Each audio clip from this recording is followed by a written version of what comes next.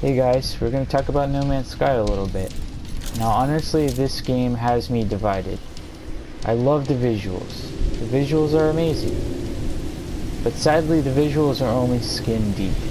There is a very frustrating part of this game, and it is involved with incessant grinding. It adds a very tedious aspect to the game, and in many ways the game feels more like a chore than it does an actual enjoyable experience. But the thing about No Man's Sky is a lot of people think it is a game about discovery, about exploring. And I think that it's more of a game about being lost, about finding joy in being lost. Now this game, you do discover things, but it's not proper discovery. It's not what I would call actual exploration. Because when you explore, you chart. You go into uncharted territories and you plot out the unknown. You make it known. This game, you do not really get to meticulously catalog your discoveries. The best you get is this screen, which allows you to rename your planets, and this, which is basically a Pokédex of all the animals you've discovered on this given planet. These outposts, there's a list here, but that doesn't help you. That doesn't help you because you can't tell where you've been. So the game is about getting lost, but it's counterintuitive to the very aspect of exploration. Because you shouldn't have to be lost when you've already discovered something. So that is very counterintuitive. It's a very strange mechanic. Furthermore, there's no way to actually like catalog your spatial awareness. Like you don't, can I get through here?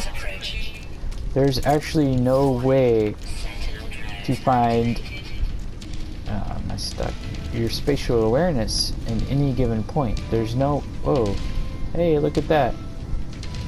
There's no map. There is no compass. So you will get lost. And that's the whole point, right? Well, that actually works very, very, very against you when you're trying to actually find things. Let's say you find an exosuit and you don't have enough money for it. So you leave, go get some money and come back. Try to come back, because most likely you will not be able to find where you just were. And that simply is extremely frustrating to the beginning. Now the grinding aspects, it is a space sim. You're going to be spending most of your time doing what I'm doing right now. Then when your inventory is full, you have to manage your inventory. You have to go and sell things, delete things, make things. So that's half of the game right there. And it's very tedious and meticulous, to the point where the beauty of the game feels like an illusion. But to actually enjoy this game, you have to just let go. You have to just give in. You have to stop caring. You have to stop thinking a certain way. You have to be immersed in the world, even though the world does not immerse you completely. In a way, you have to compensate for the game's flaws. And you have to be willing to be involved in... Honestly, I think it's more, not trickery, but it's more like it sabotages itself in a certain way. Its own mechanics sabotage itself. Now when you see a game like this, when you see these visuals, you think impossible, amazing alien landscapes. There's so many things out there. Like when you see this, you think, what's out there? Well, honestly, the same stuff that's on this planet is on every planet, pretty much. And every planet is pretty much alike except for the way it looks. See, once you realize that, the illusion starts to fade and it compromises the entire game. It all falls apart. It's almost like a magic trick, and you have to want to participate in the magic trick. Even if you know how it's done, even if you know that it's fake, you have to want to be involved in it. So that's pretty much how I would say that this game is applied to most gamers may think that this is just boring. There's no point, because what do you really do in this game? You shoot your laser at resources, then take those resources, sell them, and shoot your laser at more resources. You fly around and you grind just to get to another planet. You do the same thing on one planet as you do on all planets. So the only thing that you're really moving towards is, of course, the center of the universe. But that's really not what propels you in this game. What propels you is to see what's out there. You want to see all the different planets. You want to see all the different weird creatures. That's what drives you. You have to want to be involved. You have to want to see. And if you can't do that in this game, you will not enjoy it.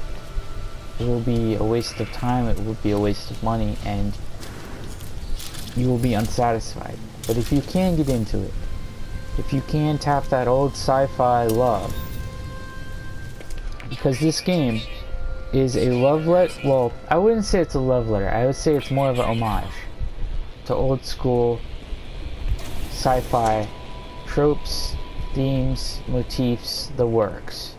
We see shades of all kinds of sci-fi.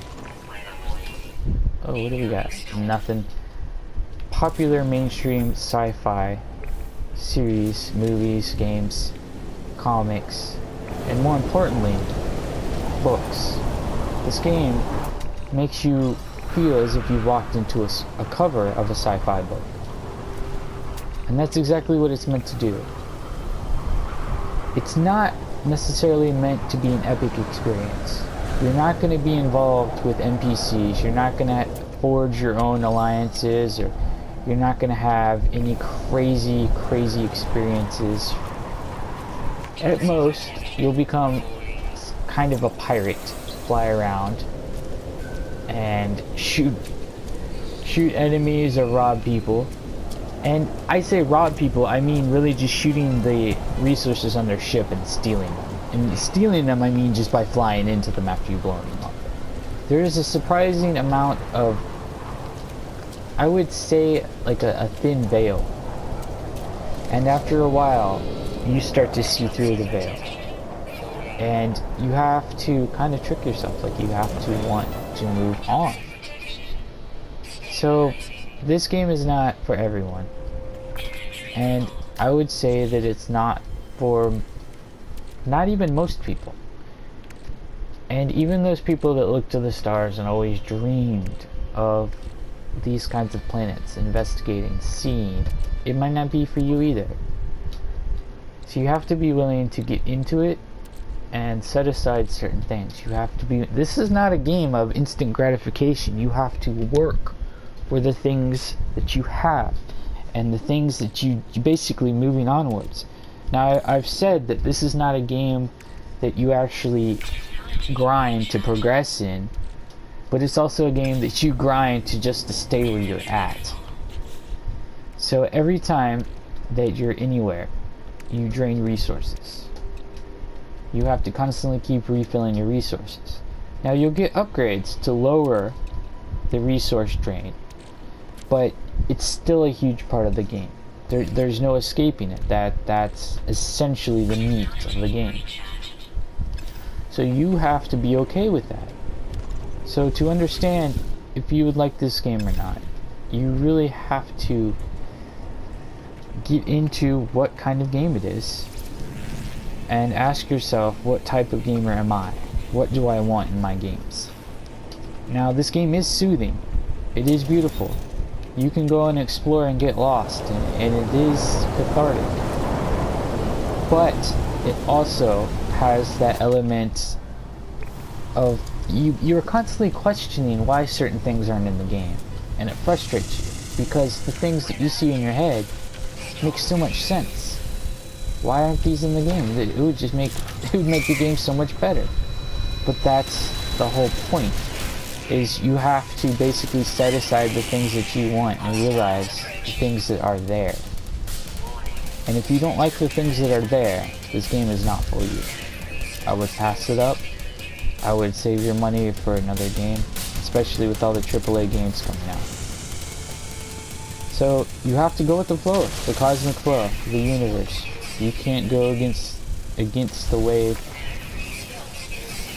and you have to be willing to basically look past certain things. Now, how you see things in this game, pretty much up to you. You can't change what you see, but you can change how you see it. And you shouldn't necessarily have to do that for a game. You shouldn't have to change your perspective. So if you find yourself actually having to do that, it might be time to take a break or move on or get a refund, whatever process that you want to take. I will say this game does have its flaws. The graphics are odd. I'll show you the texture fly-ins.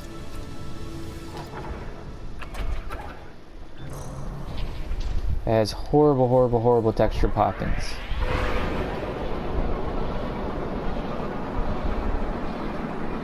And I've been told that's because, oh, if you haven't seen it, it's not there. Well, that's not true, because it does this with things that I've already visited and seen.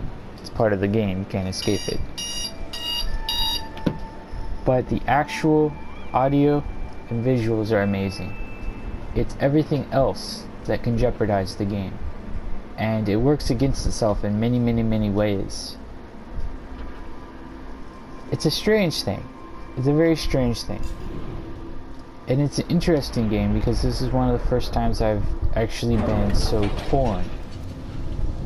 When I start to enjoy it, I realize something that I want that it probably won't ever be in the game. This is by design.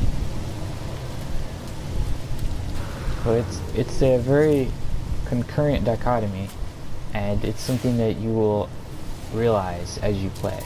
I can't guarantee if you do get this game and you are of the type of gamer who gets into it, I can't guarantee you will always like it. And I can't guarantee that you'll like it at all. But there is something here. You just have to be willing to look. That's pretty much the basis of No Man's Sky. Getting lost and wanting to see what's out there.